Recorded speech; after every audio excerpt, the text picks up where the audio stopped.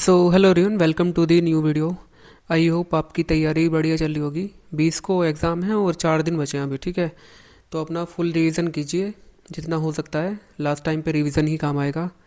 एमसीआरई की नोटिफिकेशन की बात कर लेते हैं। जो नोटिफिकेशन अभी आया है, एम्स के 2 रिक्रूटमेंट एग्ज़ाम तो कंडक्ट हो चुके हैं। एक की तो ज्वाइनिंग भी हो गई है और एक की अभी अभी अंडर प्रोसेस है, ठीक है। तो उसका भी आई थिंक नवंबर के लास्ट वीक तक या फिर होपफुली दिसंबर के फर्स्ट वीक तक तो आ जाना चाहिए वो जो फाइनल रिजल्ट है, जो चॉइस फिल हुआ था उसके बाद का रिजल्ट, ठीक है। देन ये थर्ड रिक्रूटमेंट है। तो इसकी जो डेट है वो है फॉर्म फिल करने की। 14 से फॉर्म हमारे स्टार्ट हो गए हैं भरने और 2 दिसंबर तक फॉर्म फिल किए जाएंगे। Then application form for acceptance to appear in examination, जो स्टेटस है यानी कि जो आपका फॉर्म एक्सेप्ट किया गया है या नहीं, वो उसकी डेट है 8 तारीख। और जो हमारा सीबीटी है वो हमारा होगा 22 से 24 दिसंबर के बीच में, है ना। तो हार्डली एक महीना है पूरा आपके पास तैयारी करने का। एंड ये एक हमेशा एग्ज़ाम पहले भी 2 रिक्रूटमेंट में जो भी डेट दी थी इन्होंने उसी फिक्स डेट पे इन्होंने अपना एग्ज़ाम कंडक्ट कराया था। मतलब डिले नहीं होता है इनके प्रोसेस में।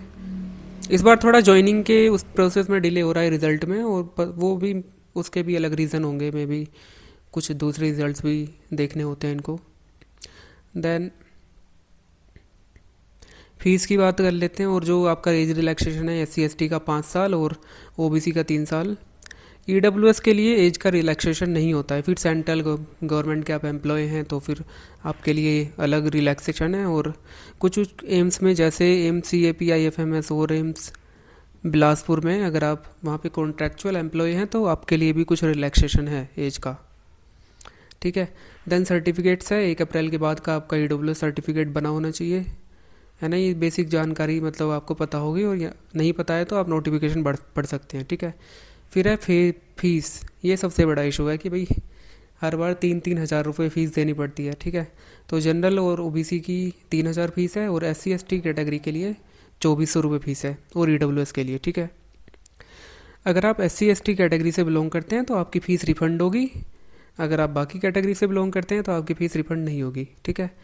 पेपर का पैटर्न वही है, 90 मिनट्स आपको मिलेंगे। 100 MCQ आएंगे 400 नंबर के। 20 MCQ हमारे जनरल नॉलेज, एप्टीट्यूड और नॉलेज ऑफ कंप्यूटर से होंगे, और 80 MCQ आपके डोमेन से होंगे, ठीक है। आपका जो पेपर है वो 5 सेक्शन में डिवाइड होगा। हालांकि ये सब चीज़ें कहने की होती है जो इन्होंने सिलेबस लिखा हुआ है। इस बार तो एप्टीट्यूड लिखा है, लेकिन MLT वाला जो था नॉन टेक्निकल पार्ट में उसमें मैथ के क्वेश्चन थे ही नहीं, है ना। कंप्यूटर और इंग्लिश के क्वेश्चन थे उसमें। इसमें यहाँ पे इंग्लिश का इन्होंने मेंशन ही नहीं किया हुआ है। और डोमेन में भी उन्होंने पूरा मतलब मिक्स कर रखा था सारे सेक्शंस में। ऐसा नहीं था कि सेक्शन वाइज उन्होंने डिवाइड किया हो, मेटोलॉजी, माइक्रोबायोलॉजी, मतलब हर सेक्शन में मिक्स क्वेश्चन थे। अब बात करते हैं हमारा जो रिक्रूटमेंट है। जो पेपर है वो हमारा बाईलैंग्वेज होगा MLT के लिए, इंग्लिश और हिंदी दोनों लैंग्वेज में। सिलेबस इन्होंने दे रखा है मेडिकल लैबोरेटरी टेक्नोलॉजी, यानी कि MLT में जितना भी जो सब्जेक्ट होंगे वो सारे पूछे जाते हैं। देन यहाँ पे हमारी जो कुछ एलिजिबिलिटी देख लेते हैं, इस बार क्राइटेरिया क्या रखा गया है। तो लगभग सेम ही है इस बार भी। इस बार ESIC की वैकेंसी नहीं है, JMLT की वैकेंसीज हैं। अगर एम्स भोपाल, एम्स बिलासपुर और एम्स रायबरेली में सबसे ज़्यादा वैकेंसी है। 18 से 27 जनरल कैटेगरी के लिए है यहाँ पे एज लिमिट। इसमें रिलैक्सेशन OBC और अगर आप कैटेगरी से बिलोंग करते हैं तो उसी के हिसाब से आपको रिलैक्सेशन मिलेगा, ठीक है। और क्वालिफिकेशन की बात करें तो 10th और 12 +2 आपके मतलब साइंस होना चाहिए। 10th और 2 मतलब 12th में आपको साइंस होना चाहिए। और अगर आपने डिप्लोमा किया है तो 1 साल का आपके पास एक्सपीरियंस होना चाहिए। 1 year experience in a laboratory attach with having minimum 100 bed, यानी कि मिनिमम 100 बेड का अगर एक हॉस्पिटल है उसमें लैब है, ठीक है, और उसी का एक्सपीरियंस मान्य होगा। यहाँ पे लिख रखा है 100 बेड, ठीक है। तो मतलब इनडायरेक्टली इन्होंने बोल दिया कि अगर आप हॉस्पिटल में जॉब करते हैं लेबोरेटरी में, मतलब तो वही एक्सपीरियंस आपका काउंट होगा, है ना। देन ग्रेजुएशन वालों के लिए वही 10 + 2 विद साइंस और BSc MLT, और BMLS भी आपने कर रखा है तो भी आप एलिजिबल हैं। तो ये है हमारा JMLT के लिए eligibility. And then lab attendant के लिए 10+2 विद साइंस, डिप्लोमा आपका MLT में होना चाहिए और 2 साल का एक्सपीरियंस डिज़ायरेबल में है, यानी कि सिंपल डिप्लोमा अगर आपने कर रखा है तो आप लैब अटेंडेंट के लिए एलिजिबल हैं, ठीक है। और फिर कुछ लैब टेक्नीशियन वाली ये वैकेंसीज़ है, यहाँ पे असेंशियल में डिप्लोमा है और डिज़ायरेबल में इन्होंने BSc दे रखा है। तो इसमें थोड़ा कन्फ्यूज़न है क्योंकि ये जो वैकेंसीज़ निकलती है ना लैब टेक्नीशियन की, ये एक एक दो दो वैकेंसीज़ निकलती हैं। तो यहाँ पे किसी बच्चे का डॉक्यूमेंट वेरिफिकेशन हुआ है, अगर किसी ने BSc MLT कर रखा है, उसको मतलब मान्य था या फिर उसकी ज्वाइनिंग हो पाई है या नहीं, तो इतना ये इस चीज़ में ये थोड़ा कन्फ्यूज़न है। मैं ग्रुप वगैरह में थोड़ा डिस्कस करूँगा इसके बारे में, अगर कोई बता पाएगा तो आई विल इन्फॉर्म यू। फिर मेडिकल लैब टेक्नोलॉजिस्ट है, उनकी अलग अलग रिलैक्सेशन दे रखा है। देन एक्सपीरियंस भी इन्होंने मांगा हुआ है, तो ये आप नोटिफिकेशन में पढ़ सकते हैं।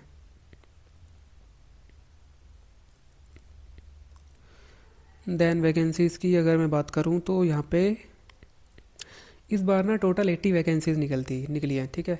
जो MCRE जनवरी फरवरी में हुआ था उसमें अराउंड 630 वैकेंसीज़ निकली थी। देन उसके बाद वैकेंसीज़ कम हुई, 450 के आसपास हुई, और इस बार 80-90 के आसपास रिक्रूटमेंट निकली हैं।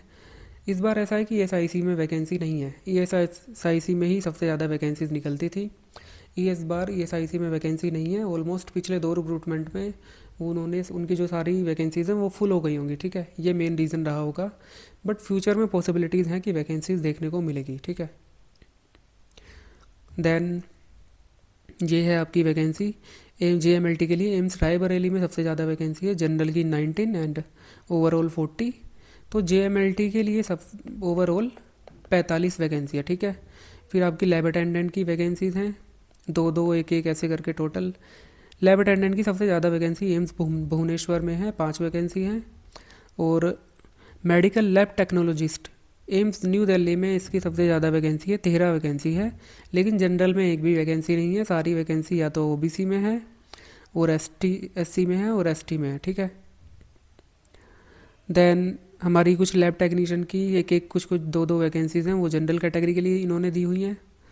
और फिर हमारी टेक्नीशियन जो होती है हमारी, जिसमें 8 साल का एक्सपीरियंस 5 साल का एक्सपीरियंस वो मांगते हैं, उसमें भी 1-2 ऐसे ही वैकेंसी है। तो ओवरऑल सबसे ज़्यादा जो वैकेंसीज़ हैं वो JMLT के लिए है ना, जिसमें डिप्लोमा प्लस 1 ईयर का एक्सपीरियंस और फ्रेशर्स के लिए यानी कि BSc MLT मांगा हुआ है। टोटल ओवरऑल 45 वैकेंसीज़ हैं। और एम्स रायबरेली में हमारी वैकेंसीज़ है, ठीक है। एम्स रायबरेली UP में, आई थिंक साउथर्न UP या वेस्टर्न UP के साइड पड़ता है रायबरेली, ठीक है। अभी एम्स गोरखपुर में भी हमारी वैकेंसीज निकली थी, है ना, 40 वैकेंसी वहाँ भी है। और वहाँ पे भी आई थिंक 1600 रुपये कुछ फीस है, और रिलैक्सेशन भी है बाकी जो कैटेगरीज हैं उनके लिए फ़ीस में। बट वहाँ पे फ़ीस रिफ़ंड नहीं होगी आपकी अगर आप कैटेगरी से बिलोंग करते हैं। अब मैं बात करता हूँ कि आपको फॉर्म फिल करना चाहिए या नहीं करना चाहिए। देखो, अगर आप फ्रेशर हैं तो फ्रेशर्स की पहले भी इतनी ही वैकेंसीज़ निकलती आई हैं। अगर आपने सिंपल BSc कर रखा है तो पहले भी ज़्यादा वैकेंसीज़ आपको देखने को नहीं मिलती थी। वो ज़्यादा वैकेंसीज़ देखने को इसलिए लगता था क्योंकि ESIC में बहुत ज़्यादा वैकेंसीज़ होती थी, ठीक है। लेकिन फ्रेशर्स के लिए तो अब भी उतनी ही वैकेंसीज़ हैं, पहले भी उतनी ही वैकेंसीज़ हैं। पहले क्या होता था, सिलेक्शन थोड़ा नीचे रैंक तक भी मिलता था, क्योंकि जो ऊपर थे वो बहुत बच्चे ऐसे थे जो ESIC वगैरह सेलेक्ट करते थे, ठीक है। तो थोड़ा बिलो रैंक तक भी आपको मिल रहा था, ठीक है। मतलब सिलेक्शन हो रहा था, final selection and around 200 rank तक या 150 रैंक तक भी आपको मिल रहा था। लेकिन इस बार ऐसा नहीं है, इस बार आपको टॉप 50 में आना ही पड़ेगा किसी भी हाल में। टॉप 50 या फिर टॉप 80 में आपको आना ही पड़ेगा अगर आपको फाइनल सिलेक्शन चाहिए, है ना।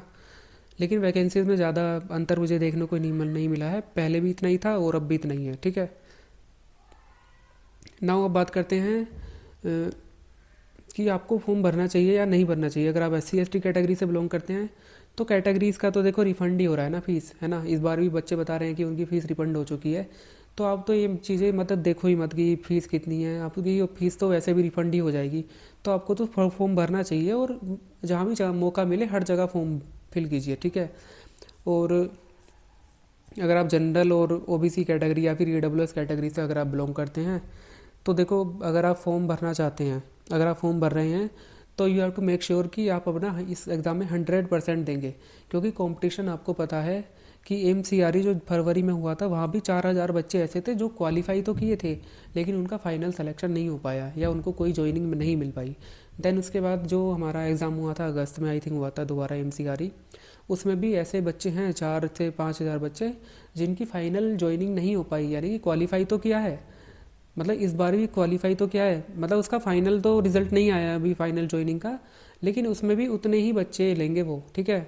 8 टाइम्स बच्चे लेते हैं ना वैकेंसीज़ के, तो आधे से ज़्यादा बच्चे जो होंगे वो मतलब क्वालिफाई कर लिया है, बट फाइनल सिलेक्शन उनका भी नहीं होगा, तो वो बच्चे फिर से फॉर्म भरेंगे, तो कंपटीशन तो बहुत ही टफ है, ठीक है। जो रैंक 1 का मतलब मार्क्स थे जनवरी वाले में, वो आई थिंक 282 थे।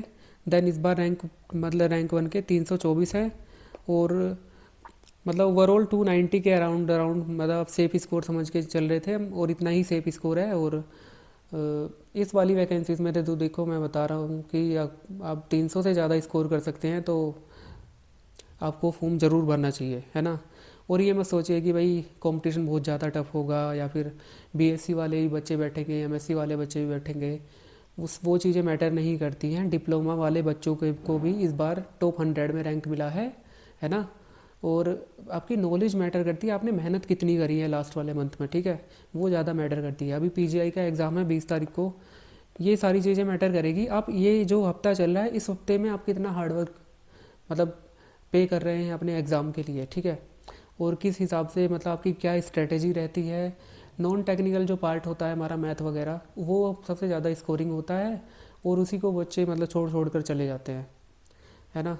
तो ऐसी ऐसी छोटी छोटी सिली मिसेस मतलब जो गलतियाँ हम करते हैं, सिली मिस्टेक्स, वो गलतियाँ आपको अवॉइड करनी पड़ेंगी। और पूरी स्ट्रेटेजी के साथ 1 महीने लगातार आपको दिन में मैक्सिमम 8 घंटे तो देखो आपको पढ़ना पड़ेगा। और आप वर्किंग है तो जैसे भी मैनेज करिए, बट कंपटीशन तो देखो टफ होने वाला है ना।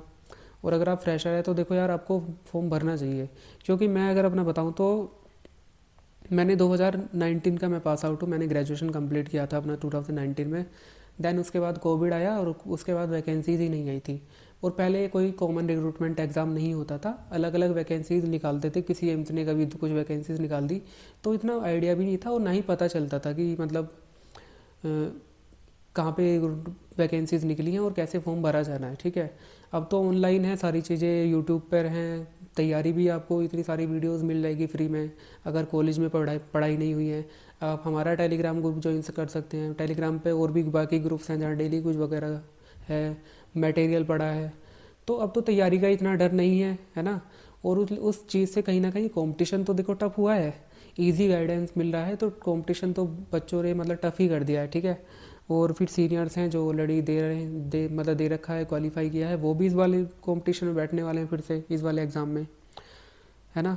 लेकिन ये भी देखिए ना कि मतलब आपको मौका तो मिल रहा है ना, हमारे टाइम पे तो मौका ही नहीं था, मतलब कई कई 2-3 साल तक तो वैकेंसीज ही नहीं थी। और बच्चे ओवर एज हो गए, मेरे साथ के क्लासमेट्स हैं इंक्लूडिंग मी, हम लोग ओवर एज हो गए, हम लोग फॉर्म भी नहीं भर सकते हैं जनरल कैटेगरी से, है ना। तो अगर आप लोग फॉर्म भी भर पा रहे हैं, आपको मौका मिल रहा है, चांस मिल रहा है, और 40-45 वैकेंसीज कम नहीं होती है, जनरल कैटेगरी में 20 वैकेंसीज कम नहीं होती है ना। आप बस अपना देखिए, बाकी एग्ज़ाम्स में अगर आप देखेंगे SSC वगैरह, वहाँ पे एक वैकेंसी में 500 बच्चे फाइट कर रहे होते हैं। यहाँ पे एटलीस्ट ऐसा तो है कि चलो फीस ज़्यादा है तो बच्चे ज़्यादा से ज़्यादा 8,000 10,000 15,000 बच्चे भर देंगे, 20,000 भर देंगे, है ना। फिर भी इतना तो कंपटीशन नहीं होगा ना कि एक वैकेंसी में 500 बच्चे फाइट कर रहे हैं बाकी एग्ज़ाम्स की तरह, ठीक है। और यहाँ पे जो पढ़ा है वही आएगा, आपने 3 साल लगातार ग्रेजुएशन में पढ़ा होगा। और मेरा तो यही है कि मानना कि आपको फॉर्म ज़रूर भरना चाहिए अगर आप फ्रेशर हैं, है ना। अभी आप फॉर्म भर पा रहे हैं, पूरी ज़िंदगी आपको जो भी करना है, ठीक है। तो बस यही था कि आपको फॉर्म ज़रूर भरना चाहिए, है ना, क्योंकि फ्रेशर्स के लिए इसमें वैकेंसीज़ हैं और पहले भी इतनी ही वैकेंसीज़ आई हैं फ्रेशर्स के लिए। तो बस यही था, स्ट्रेटेजी वगैरह के बारे में डिस्कस कर लेंगे, है ना। ग्रुप का लिंक मैं शेयर कर दूंगा नीचे कमेंट सेक्शन में, तो आप ग्रुप ज्वाइन कर सकते हैं। और बाकी मतलब स्ट्रेटेजी वगैरह का जो PGI का एग्ज़ाम होगा उसके बाद हम थोड़ा डिस्कस कर लेंगे इसके बारे में, ठीक है। तो बस यही था ओवरऑल इस वीडियो में।